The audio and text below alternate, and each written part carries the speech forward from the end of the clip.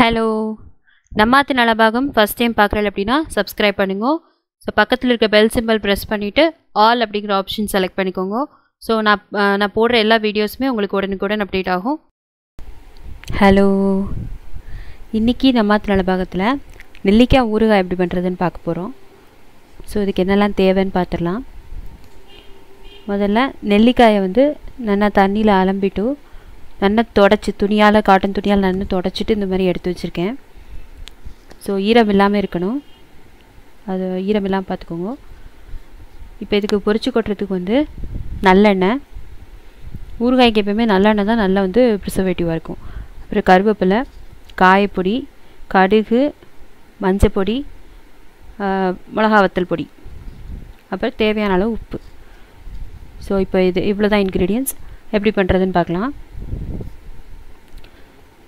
இப்போது இந்த குழிக்கரண்டிக்கு ஒரு 2 குழிக்கரண்டி நான் எண்ணெய் விட்டுருக்கேன். இதில் நம்ம அலம்பி தொடச்சி வச்ச நெல்லிக்காயும் போட்டு நல்லா பெரட்டிக்கோங்க. ஸோ இதே மாதிரி ஒரு 2 நிமிஷம் நல்லா கிளறி கொடுத்துக்கோங்க. ஸோ கிளறிட்டு இந்த நெல்லிக்காயை ஒரு 5 நிமிஷம் நம்ம என்ன பண்ண போகிறோம்னா மூடியை போட்டு மூடி வேக வைக்க போகிறோம். ஸோ இந்த நெல்லிக்காய் இந்த எண்ணெயில் நல்லா ஒடியணும். மூடியை போட்டு ஒரு 5 நிமிஷம் வேக வச்சுக்கலாம். இப்போது 5 நிமிஷம் ஆகிடுத்து. நான் திறந்து பார்க்குறேன். ஸோ உடச்சி பார்க்குறேன். நெல்லிக்காய் வெந்து வருது. ஒரு பக்கம் நல்லா ப்ரௌனிஷாக வர ஆரம்பிச்சிருக்கு. ஸோ இது கொஞ்சம் கூட வேகணும். அதனால் நல்லா கிண்டி கொடுத்துட்டு இது பார்த்தீங்கன்னா கொஞ்சம் வெந்து வரக்கூடிய ஸ்டேஜ் தான் இது. இன்னும் கொஞ்சம் வேகணும். ஸோ இன்னும் கொஞ்சம் நான் மூடியை போட்டு ஒரு 5 நிமிஷம் வேக வச்சுக்கிறேன். இப்போது ஓவராலாக 10 நிமிஷம் நல்லா வேக வச்சாச்சு எண்ணெயில். ஸோ இப்போ பார்த்தீங்கன்னா நல்லா ஒடிகிறது.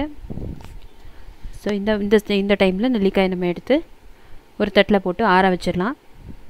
ஸோ இது ஆறினதுக்கப்புறமா நம்ம நெல்லிக்காயை உதுத்து போட்டுக்கலாம்.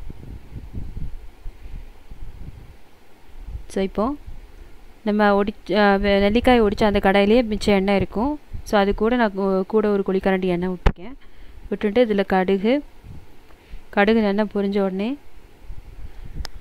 கருவேப்பிலையை போட்டுக்கலாம். ஸோ அடுத்து காயப்பொடி போட்டுட்டு நல்லா கிண்டி கொடுத்துட்டு இதை நீங்கள் எந்த பாத்திரத்தில் ஊறுகாய் போட போகிறீங்களோ அதில் விட்டுக்கலாம்.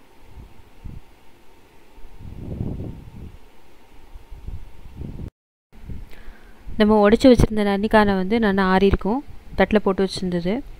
இப்போ அதை கையால் இந்த வித்தை மட்டும் விட்டுட்டு பாக்கி இருக்கிற பகுதியை இந்த மாதிரி உடச்சி போட்டுக்கோங்க அந்த பாத்திரத்தில்.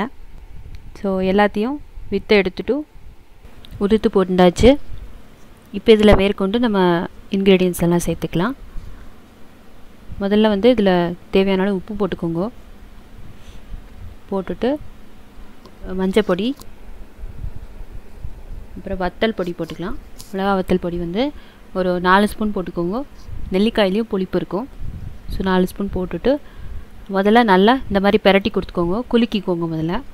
அப்புறமா நல்லா கரண்டியை வச்சு கிண்டிக்கலாம். கிண்டி கொடுத்துட்டு வச்சுருங்க. இதை ஒரு 1 டே இது நல்லா உப்பு காரம் பிடிக்கணும்.